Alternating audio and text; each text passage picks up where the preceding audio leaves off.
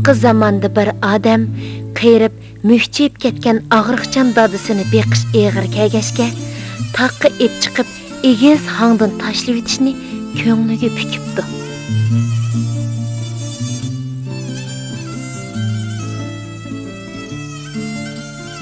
Kunlarning birida o'g'il dadisini ko'tarib taqqa qarab mengibdi.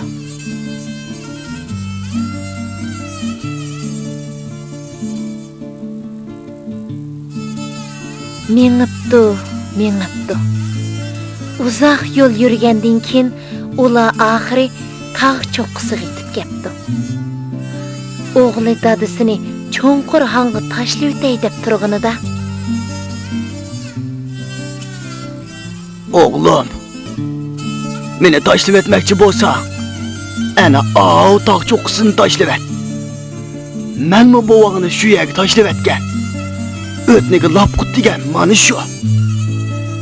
O'g'li bu gapni anglab, turibli qapti. To'g'ri. Men dadamni xarlab tashlab etadigan bo'lsa, kelgusida meni bobolarni tashlab etmay qolaman.